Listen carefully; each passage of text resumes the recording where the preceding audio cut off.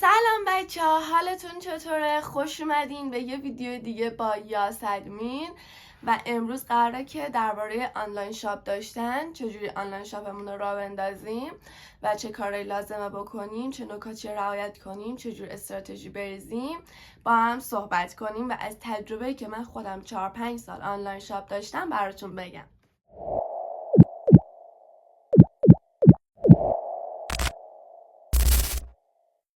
توی ویدیو قبلی که اولین ویدیویی بود که آپلود کردم و متاسفانه خیلی ازش استقبال نکردین ولی من خودم رو نمیبازم، بهتون گفتم که چرا باید از اینستاگرام استفاده کنیم، چه پوانای مثبتی داره و چرا سرمایه گذاریه که جواب میده و الان خیلی ها رو به سمت خودش کشونده. اما امروز قراره که بریم یکی از اولین قدم هایی که میشه برداشت توی اینستاگرام و نسبت به حالا فعالیت های دیگه که میشه انجام داد، نمیگم آسونه ولی خب آنچنان سختم نیست، صحبت کنیم. آنلاین شاپ داشتنه و وظیفه یک ادمین چیه، وظیفه یک کارآفرینی هم که میخواد حالا آنلاین شاپ راه بندازه و ادمین داره چیه.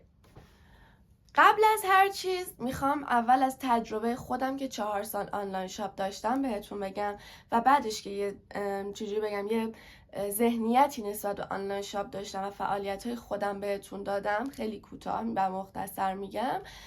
بعدش بهتون میگم که اوکی، حالا اگه میخوای شما این مسیر رو بری، چه نکات و استراتژیایی باید در نظر بگیری و چجوری برنامه‌ریزی کنی برای اینکه بتونی پیجتو خوب ببری بالا و نتیجه خوب بگیری. خب بچه ها، مورد اول اینه که کاملا خودتون باشین. دوست عزیزی که میخوای یک کسب و کار را بندازی، آقای کارآفرین، خانم کارآفرین، خانم یا آقایی که میخوای مستقل شی، رو پای خودت وایسی، سرمایه خیلی کمی داری، نمیدونی چی جور شروع کنی، اول از همه اینو در نظر بگی که اینستاگرام با حداقل ترین هزینه و سرمایه گذاری میتونی اونو بالا ببری. حالا توی هر نوع زمینه و هر نوع کاری که شما در نظر داشته باشین. برای مثال من خودم هیچ سرمایه‌ای نداشتم که وارد اینستاگرام شدم و آنلاین شاپم راه افتاد. هیچ سرمایه، یعنی من میگم حداقل ترین سرمایه‌ای که یه آدم میتونه لازم داشته باشه واسه اینکه آنلاین شاپش یا مثلا یک کسب و کاری داخل اینستاگرام راه بندازه، اینه که یه گوشی مناسب داشته باشه. حالا نه حتما آیفون و دوربین خاص و اینا، یه گوشی خوبه با کیفیتی که بتونه عکس و فیلم برداری خوب داشته باشه، بتونه توی اون راحت تر تعامل داشته باشه، حافظه‌اش زودی پر نشه و از این داستانا. من همونم نداشتم و خیلی ساده و خیلی آروم شروع کردم بدون اینکه کمالگرا باشم، ایدئالیست باشم. و اول از همه اصلا نمیدونستم اون زمان، مثلا 5 سال پیش، من اصلا نمیدونستم آنلاین شاپ داشتن چیه، آنلاین شاپ اصلا چجوریه، یا بلاگری چیه، اصلا وجود دارن این چیزا. عذر میخوام اگه خیلی صدام گرفته، به خاطر اینکه من یک کوچولو سرما خوردم و خیلی نمیتونم بیشتر از این براتون با صدای بهتری صحبت کنم، منو ببخشید.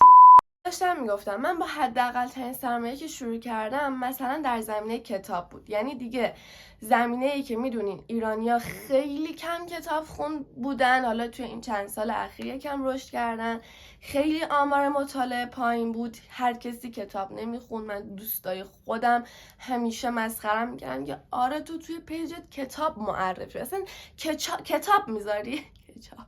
این مثال دارم میزنم که یعنی شمایی که مثلا میخوای بری حالا توی یه کسب و کاری، یه درصد کمالگر نباشی که وای نکنه کار من مورد استقبال قرار نگیره، نکنه مخاطب کم داشته باشه، نکنه فلان باشه، نکنه ال باشه، نکنه بل باشه.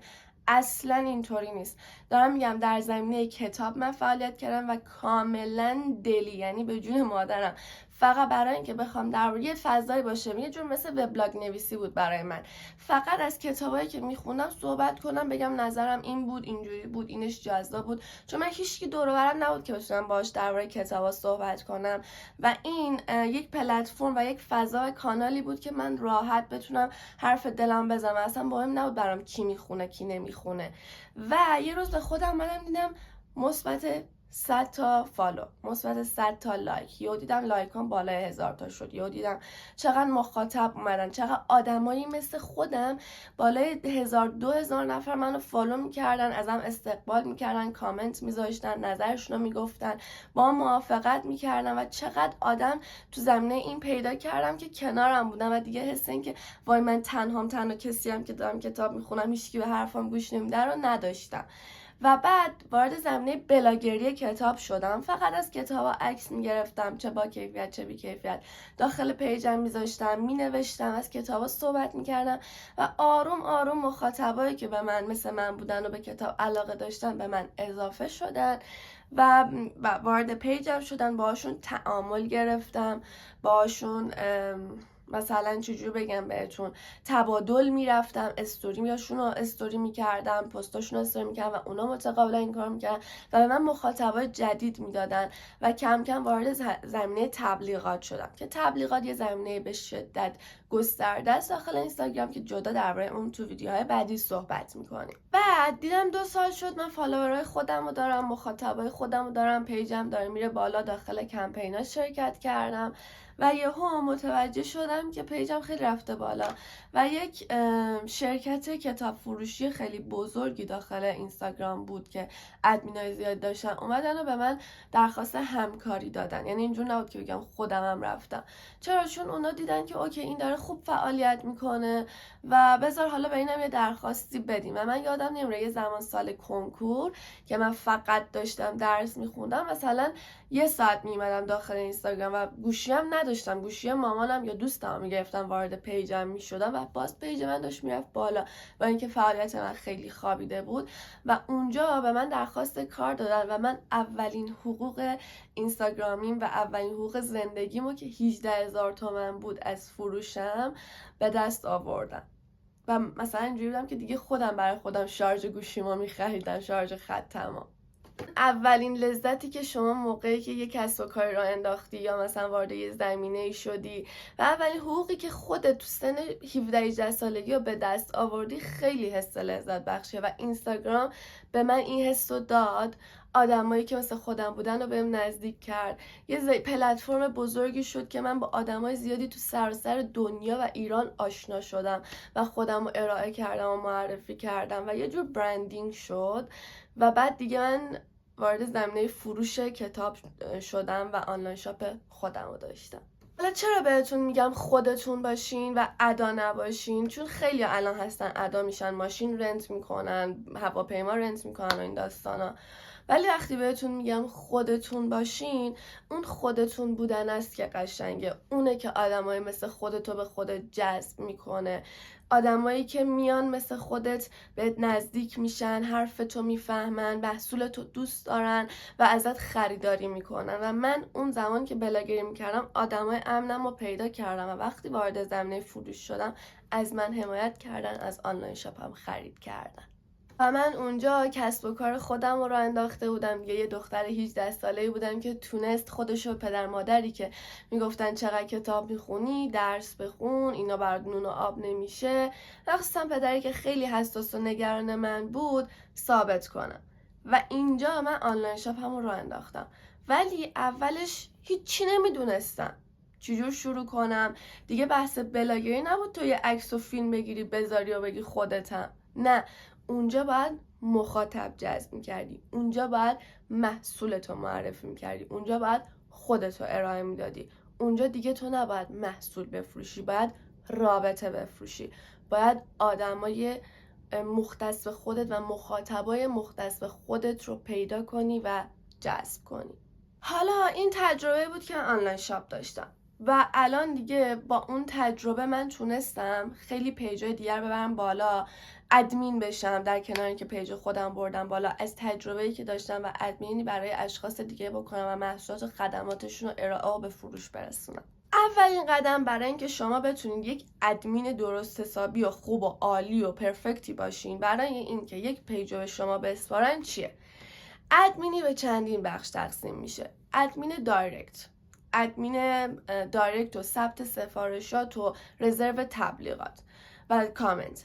ادمین ساخت ریلز داریم، فقط ریلز و ویدیو میسازه و کاور میزنه داخل پیج. ادمین استوری داریم، فقط استوری ها رو میسازه. یه سری ادمین داریم همه این کارا رو میکنم و من اون شخص بودم. خودم به تنهایی استوری میساختم، پست میساختم، ریلز میساختم و این دست منو تند کرد تا من بتونم بعداً در کنار پیج خودم پیجای دیگه هم در نظر بگیرم. اول بهتون چندین تا اپلیکیشن خوب و مناسبی که کمک میکنه ادمین مناسب بشین و ویدیوهای با کیفیت و پست‌های با کیفیت بسازین و معرفی کنم. مورد اول، اگه میخواین پست ها و کاورهای پست شکل بسازین، مثلا پست های اسلایدی یا کاور بزنین، کنوا میتونه بهتون کمک کنه، پیکسارت بهتون کمک میکنه.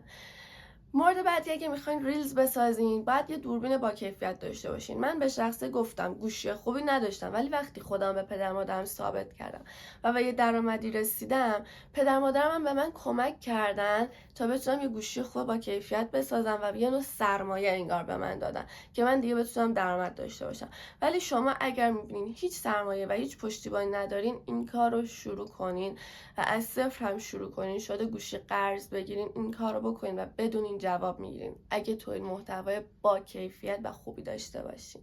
ویدیوهای مناسب اینه که شما با دوربین گوشیتون ویدیوهای خوب و با کیفیت بگیرین و با اپلیکیشن های کپکات، اینشات، آی مووی بتونین ویدیوهای خوبتون رو به هم دیگه متصل کنین، ادیت بزنین. اگه دوست دارین بهتون آموزش ادیت هم بدم، برام توی کامنت ها بنویسین. مورد بعدی برای اینکه بتونین کسب و کار خوبی داشته باشین، خودتون رو درست ارائه کنین و معرفی کنین، اینه که سعی کنید به روز و آپدیت و ترند باشین. نه که بگم هر چی سری تو اکسپلور دیدین همونو بسازین یا سری اسکی برین، و نه، شما میتونین هر چیزی که میبینین ترند شد، موزیکی که ترند شد و این استا داره خیلی به مخاطبا نشون میده رو استفاده کنین، ولی با ایده ها و خلاقیت خودتون. مثلا یه موزیک که ترند شده بود یا آهنگ کردی که این بود که تو به من نامحرمی دست به من نزن، خیلی اینا ساخته بودن، ولی هر بار با یک موضوعات و ایده های مختلفه. که میگفت وقتی همسرت بعد 3 تا بچه میگه بیا دوباره بچه دارشیم، یکی میگفت وقتی دوستت بهت خیانت میکنه، دوست صمیمی دیگه ای داره و تو استوریش تگ میکنه. اینا خیلی همه دیگه داشتن میذاشتن، ولی اونی بیشتر ویو گرفت که اولین بار این ایده به ذهنش رسید که بذار در زمینه همسرم و این بگم، چیزی که واقعا تو زندگیم دارم حس میکنم و خودم باشم. و شما برای آنلاین شاپتون میتونین بگین وقتی میدونم مثلا مخاطب یا مثلا مشتری ثابتم رفته از یک پیج دیگه یا یک کسب و کار دیگه خرید کرده. ببینید خیلی کسب و کارا میان از شما حمایت میکنن، پستتون رو اد استوری میکنن و باهاتون تبادل میکنن و باعث میشه پیجتون بره بالا. ما الان توی استراتژیمون فهمیدیم که باید با کیفیت تولید محتوا کنیم، خودمون باشیم، قبل از اینکه محصول یا خدماتمون رو به فروش برسونیم و معرفی کنیم، رابطه بسازیم با آدما، با پیجای دیگه تبادل کنیم، تعامل کنیم، تبلیغات بدیم.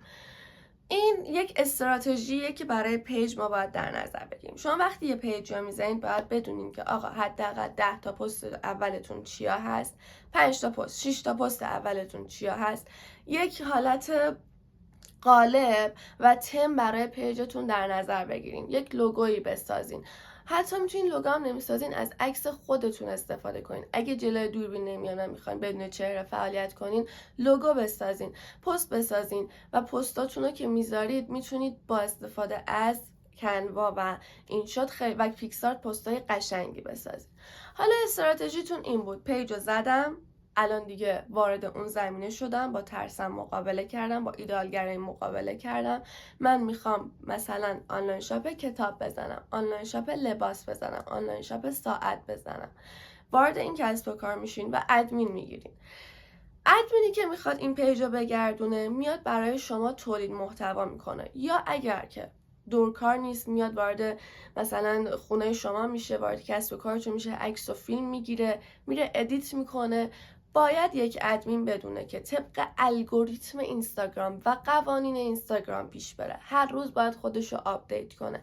امروز قانون اینستا چیه؟ امروز اینستا میگه بالای 30 ثانیه ویدیو تو من ترند میکنم میبرم اکسپلور. امروز اینستا میگه نه، مثلا تو آپدیت جدیدم پست 2 ثانیه‌ای رو من ترند میکنم، پستی که فقط داری پلک میزنی و یه متن نوشتی. میدونین چی میگم؟ شما باید کاملا ترند و به روز باشین، ببینین چه پستایی وایرال میشه، اینستاگرام چه قوانینی میذاره.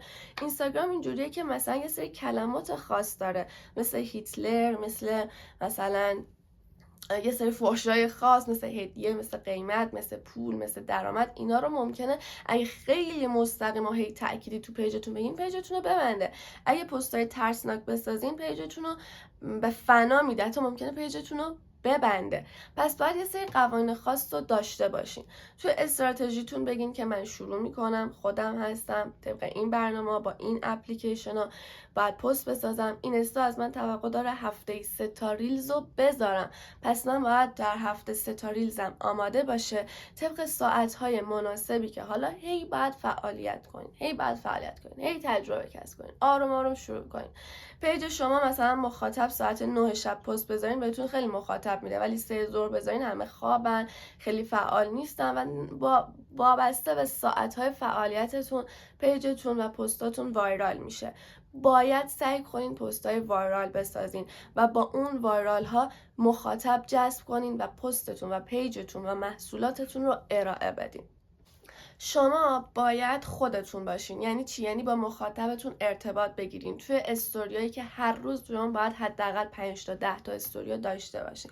اگه پیجی که تازه شروع کردین مثلا 0 فالوور داره و دارین آروم آروم مخاطب جذب میکنین و دوستانتون معرفی میکنین، من حتی میگم به اصلا هیچ وقت از فامیل، اقوام، دوست و آشنا توقع حمایت نداشته باشین و زمانی که شما دارین یک کسب و کاری راه میندازین فقط به مخاطب و آدمای جدید فکر کنین. مخصوصا توی اینستاگرام شما دارین با آدمای جدید در سراسر ایران و دنیا آشنا میشین. پیجتون رو زدین، استراتژیتون رو نوشتین، هفته 3 تا ریلز شنبه، دوشنبه، چهارشنبه دارم، 2 هفته یه بار طبق قوانین الان اینستاگرام میگم 2 هفته یه بار باید پستای اسلایدی بسازم. بعد مورد بعدی اینه که شما مثلا من دارم میگم کتاب دیگه، آنلاین شاپ کتاب یا آنلاین شاپ مثلا محصولات پوستی، شما توی 2 تا ریلزتون محصولتون رو معرفی میکنین، خیلی خلاقانه میان جلوی دوربین که من تو ویدیوهای بعدی بهتون ایده پردازی هم میدم. شما میان جلوی دوربین یا حتی نمیان جلوی دوربین محصولتون رو میارین و ریلزتون رو میسازین، آهنگ میذارین، وایرال میشه. خیلی وقتا لازم نیست فقط محصول معرفی کنین، خیلی وقتا لازمه که با خنده و شوخی محصولتون رو معرفی کنین، خیلی وقتا لازمه که با گریه و زاری و احساسات آدم‌ها رو در نظر بگیرین. آره مثلا فلان پیجای مسخره میرن بالا، ولی منی که محصولات اصل اورجینال پوستی میارم، منی که دارم تو زمینه فرهنگی کتاب فعالیت میکنم، هیچ وقت دیده نمیشم. یعنی چی؟ یعنی بهتون گفتم قبل از اینکه محصول بفروشید رابطه بفروشید. شما دارین مخاطب جذب میکنین و احساسات آدما رو نشونه میگیرین و آدما در مقابل احساساتشون واقعا ضعیفن. حالا چه در زمینه خنده و شوخی و طنز و فان ویدیو بسازین، چه در زمینه احساسی ویدیو بسازین، شما دارین با احساساتشون روبرو میشین و آدما وقتی احساساتشون نشونه گیری بشه میان پستاتون رو میبینن، میره پستای بیشتر ببینه. مثلا شما حداقل باید اگه روز در هفته 3 تا ریلزا میذارین، یه ریلز مثلا فان بذارین، یه ریلزی که دارین محصولتون رو معرفی میکنین حالا به هر روشی، و در ریلز بعدی آموزشی باشه. یاد بدین و طرفتون یاد بگیره. مثلا تو محصولات پوستی بیاین بگین آقا این محصولی که من آوردم چرا اصله و محصول فیکش چرا فیکه، چجوری بفهمیم این فیکه و فیک باعث میشه چه آسیبایی به پوست تو زده بشه و اگه تو پوستت این مشکلات داره بدون از محصولات فیک استفاده کردی. مثال میزنم و مثلا من در زمینه کتاب بیام بگم آقا این کتاب چرا فیکه، چرا ناشر معتبر نیست، ناشر معتبر از کجا بشناسیم، چرا این کتاب قیمتش بالاتره ولی ناشرش معتبر، از کجا بفهمم ناشرش معتبره، توی فلان سایت برو و سرت کلاه نره، کتاب چرت و پرت نخونی، برای ذهن و چشمت ارزش قائل باش. شما دارین یاد میدین، آموزش میدین و اطلاعات مفیدی که هر کسی نمیدونه و تو کسب و کار خودتون و شما میدونید و دارید میگین. نمیگم همه چیزا بگینا، ولی اون نکاتی رو بگین که باعث میشه مخاطب بیاد و وقتی مخاطب میاد میبینه اوکی از پست آموزشی اومده، وای چقدر پست آموزشی دیگه، وای چقدر پست فانم هست، این بینش خسته نمیشم، ای وای چقدر احساسی درست میگه، واقعا چرا من فلان پیج رو دنبال میکنم که هیچی بهم نمیده ولی یه پیج آنلاین شاپ داره اینقدر من محصولات خوبی رو ارائه میده، اونم محصولاتی که داره بهم درست توضیح میده، چرا باید از محصولاتش استفاده کنم. مورد بعدی اینه که برند خودتون رو بسازین. وقتی شما شما برند خودتون رو بسازین و درست خودتون رو ارائه بدین، مخاطب درستم میاد سراغتون. مخاطبی که هر کسی نیستش، مخاطبی که سوادشو داره، علمشو داره و میفهمه که تو چرا داری این محصول رو میدی 2 تومن ولی محصول 200 تومنیش هم هست و چرا نباید اونو بخره. اونو هر کسی میخره ولی اونی که محصول 2 تومنی میخره قطعاً توی زمینه‌های دیگه و توی این زمینه اطلاعات مفیدی داره، پس دروغم نباید بگی. مورد بعدی اینه که سعی کنین وقتی به یه فالوور مناسبی رسیدین تبلیغات رو در نظر بگیرین که تو پست‌های و ویدیوهای بعدی درباره اینکه تبلیغات چیه بهتون کامل توضیح میدم، چون بحث کاملا گسترده است و نمیشه توی یک ویدیو خیلی خلاصه بهتون بگم. و سعی کنین استوریای معتبر بسازین، استوریای خوب تمیز بسازین، کال تو اکشن داشته باشین و سعی کنین با مخاطبتون ارتباط بگیرین. اگه یه ریپلای هم میگیرین حتی شده به فیک خودتون بزنین، اونو استوری کنین که به مخاطبتون بگین من آدمیم که مثل تو هم و فقط یک ربات نیستم که این پشتم. خودتون سعی کنین جلوی دوربین بیاین. اگه نمیاین اون یه دونه ریپلای رو استوری کنین با شوخی و خنده و اینکه سوال پرسیدن جواب بدین، هایلایتش کنین و سعی کنین که اینجوری مخاطب جلب کنین. مخاطبی که بدونه اوکی آقا فقط با یک ربات روبرو نیست که بیاد اوکی بگه من اینو دارم، این محصولم دارم، اینم دارم، حالا بیا بخر. حالا شما یک پیج خوبی دارین، بردین بالا، تبلیغات دارین، پستای خوب ساختین، خورده اکسپلور پیجتون، آمارش رفته بالا. حالا شما باید محصولاتتون رو به فروش برسونین. اوکی، لازم نیست حتما بیا بگی اینو دارم تو هر یه استوری بگی مثلا آبرسان دارم، نمیدونم ضد آفتاب دارم، این دارم، قیمتش هم اینه، بیا بخر. نه، خیلی وقتا لازمه شما برین فقط یه ویدیو تیک تاک دانلود کنین یا حتی یه دقیقه خودتون بیاین جلو دوربین صحبت کنین که بچه‌ها برای پوستتون چرا باید ارزش قائل باشین. مهمترین نکته‌ای که مثلا برای پوست وجود داره اینه که تو اشعه آفتاب نباید قرار بگیره، به خاطر اینکه حالا بیا استوریا باید بگم چرا. داریم کال تو اکشن میدی، مخاطبتو میرسونی به استوریای بعدیت که بیاد ببینه و بگی اوکی حالا بنویسی این بلا سر پوستت میاد اگه ضد آفتاب نزنی. حالا ضد آفتاب خوبو چجور بشناسی؟ این ویژگی‌ها داره. حالا بیا استوری بعد، امروز پست جدید داریم و این ضد آفتاب خوب و با کیفیت و اصلیه که من برات آوردم، قیمتش هم مناسبه، حالا بیا بخر. خیلی خلاصه دارم میگم بهتون که یک آنلاین شاپ باید اینجوری باشه و توی ویدیوهای بعدی کاملا گسترده‌تر دربارش صحبت میکنم. مورد بعدی اینه که حالا شما مخاطباتون رو جذب کردین، حالا یه سری کم فروش دارین، چه یه دونه روز اول یه دونه بسته ببرین اداره پست، چه روز دهم 1000 تا بسته ببرین اداره پست و ارسال کنین، سودتون رو دارین به دست میارین. این وسط چیزی که هستش اینه که میتونین یه کار خیلی بزرگ بکنین، کمپین را بندازین. یه کمپین ساده، ارسال رایگان در نظر بگیرین. شما میتونین توی ارسال رایگانتون بگین از این به بعد خرید بالای فلان، بالای 200,000 تومان ارسالش رایگانه، تا 2 روز بیشتر وقت نداره، تا 3 روز بیشتر وقت نداره. روز سوم بگین وای به خاطر استقبالتون حتی اگه هیچ کی ازت خرید نکرده شده پیام‌های فیک بساز، فروش فیک بساز، واریزی فیک بساز و استوری کن و بگو به خاطر استقبالتون و فلان و بهمان تمدیدش کردم، بشه روز 4 و اگه تو جواب نگرفتی بیا بزن تو گوش من. اینو بدونین که وقتی یک مسیر رو شروع میکنی باید تداوم داشته باشه. روز اول قرار نیست خیلی خوشان فسانت باشه، روز دوم قرار نیست باشه، ماه اول، ماه دوم، حداقل ماه سوم، حداقل 6 ماه اول. و وقتی تداوم داشته باشی، کم نیاورده باشی، میبینی سال دوم سومه و واو کجام؟ من اینکه روز اول هیچ فروشی نداشتم و فقط شروع کردم، ببین الان کجام. امکان نداره جواب نگیرین. حالا یک ادمین باید بتونه پستی که میسازه با کیفیت باشه، برای کارفرماش بفرسته، در صورتی که اون تایید کنه اونو پست کنه، یک تم ثابت برای پیج در نظر بگیره، توی کاور ریلزش، توی پست اسلایدیش اینا رو کامل در نظر داشته باشه، طبق الگوریتم اینستا هر روز استوریا رو بسازه، محصول رو معرفی کنه، ویژگی محصول خوب بگه، محصول بد بگه.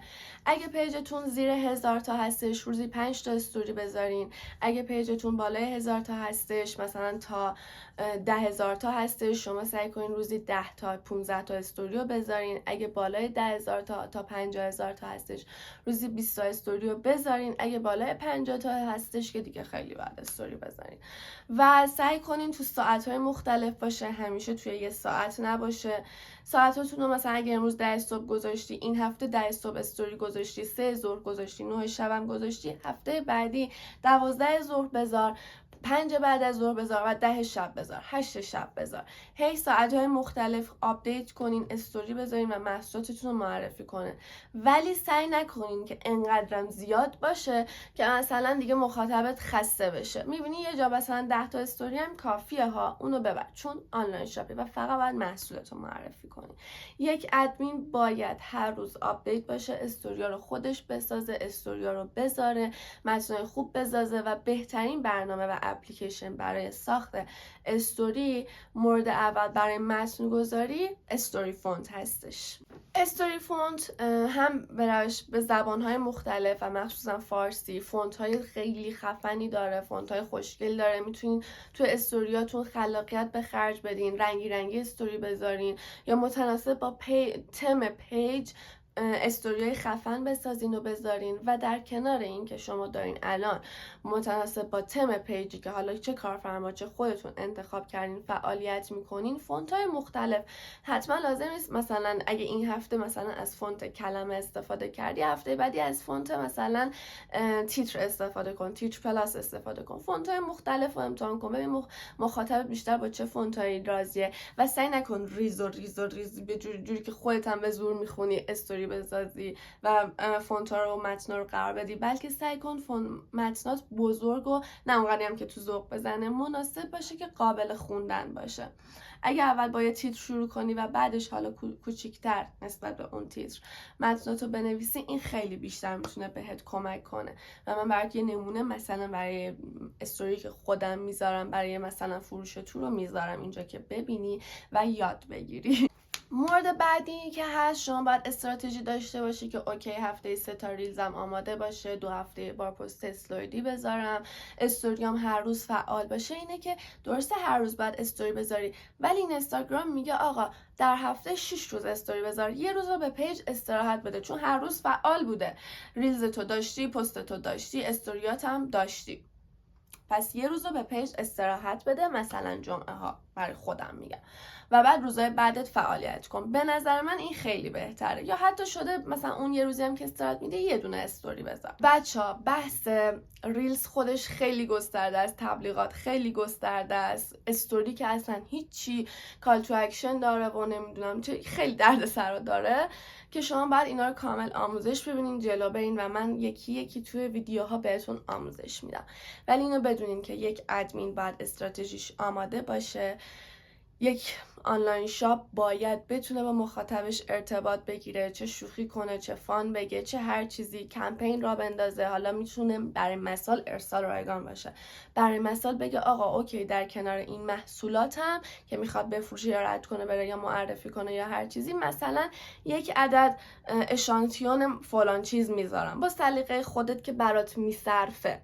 پس سعی کنین فقط شروع کنین، از شروع نترسین، قطعا یه روزی جوابشو میگیرین، به شرط اینکه تداوم داشته باشه، تلاش داشته باشه، استراتژی محکم و قوی پشت اون برنامه‌ریزی باشه، آدمایی که باشون در ارتباط هستین و مخاطبایی که میخواین جذب کنین رو درست انتخاب کنین و درست فعالیت کنین و ببینین اصلا میخواین چه مخاطبی جذب کنین. مخاطبتون میخواین بانوان باشن، میخواین آقایون باشن؟ یکی میگه من مخاطبم فقط میخوام آقایون باشن. اوکی، با آقایون رو بشناسی، روانشناسی آقایون، ببینی به چه چیزای علاقه دارن، هر چیزی پسندشونه، یعنی خوششون میاد نمیاد. خانوما به چه چیزای علاقه دارن یعنی واقعا صنعت وارد شدن به در زمینه خانوما رو قطعا جواب میگیریم، اینو شک نکنین، حالا در هر زمینه‌ای باشه، هر زمینه‌ای. و میگم من خودم با یه کتاب ساده‌ای که کاملا دلی بود شروع کردم و بعد دیدم یه آنلاین شاپ 4-5 ساله دارم و بعد ادمین گرفتم دیگه. خودم انقدر که سرم شلوغ شد، بعد خودم تونستم حتی ادمینی بکنم و وارد هیته مختلف بشم و تجربه بیشتری تو اینستاگرام به دست بیارم که الان خیلی‌ها هی به من زنگ بزنن، ازم یاد بگیرن و ازم بپرسن و من گفتم چرا حالا یه چنل نداشته باشم که بیام اونم از تجربه‌ام برای شما بگم. خواهشاً کم نیارین، از شروع نترسین، فقط شروع کنین و جلو برین. من اینجام تا بهتون کمک کنم. اگه دوست داشتین با هم در ارتباط باشین، ایمیلمو داخل دیسکریپشن میذارم. اگه دوست داشتین اونجا با من در ارتباط باشین، نظراتتون رو برام بنویسین و بگین راضی هستین یا نه، و ویدیو بعدی به نظرتون بیشتر درباره ادیت توضیح بدم، چجور ادیت زدن، حالا تو کنوا، کپکات، اینشات، یا نه بهتون ساخت استوریو یاد بدم با استوری فونت یا برنامه‌های مختلف دیگه، و یا بهتون ایده پردازی رو یاد بدم، ایده بدم، سناریو نویسی رو یاد بدم. چون یک ادمین خودش که پست میسازه، ریلز میسازه، حالا از کارفرما ایده میگیره، از این ور اونور ایده میگیره، باید سناریو نویسی هم بلد باشه. اینم بدونین که مثل 4-5 سال پیش و 10 سال پیش نیستش که بگم خیلی سخت میشه کارفرماها مثلا خودشون رو معرفی کنن و کسب و کار را بندازن یا کلا کسب و کار را ارائه بشن. الان شما توی اپلیکیشن های مختلف مثل تلگرام، مثل اینستا، مثل تیک تاک میتونین خودتون و محصولاتتون رو ارائه بدین، یا حتی میتونین از پست‌های خارجی استفاده کنین و فقط ایده پردازی کنین و بسازین، یا حتی اونا رو بذارین توی پیجاتون. و یک ادمین باید بتونه که اینقدر خلاقیت داشته باشه، دنبال ویدیو باشه، خودش بسازه، بره از محصولات فیلم برداری کنه، بره ادیتشون کنه، توی ادیت خلاقیت به خرج بده، این کار کنه، اون کار کنه و خیلی چیزای دیگه که من تو ویدیوهای بعدی بهتون توضیح میدم. فقط کافیه برام توی کامنت ها بنویسین که اولین اولویت شما چیه و درباره کدوم مسئله بگم. این اولین تجربه من در زمینه آموزش هستش که جلوی دوربین بشینم و بگم. امیدوارم که خوب جلو بره و شما دوست داشته باشین و بهتون کمک کنه. اگه ایده، انتقاد و نظری دارین برام تو کامنت ها بنویسین، خوشحال میشم بخونم و ممنونم که تا آخر ویدیو رو تماشا کردین. دوستتون دارم. تا یک ویدیو و آموزش دیگر، بدرود.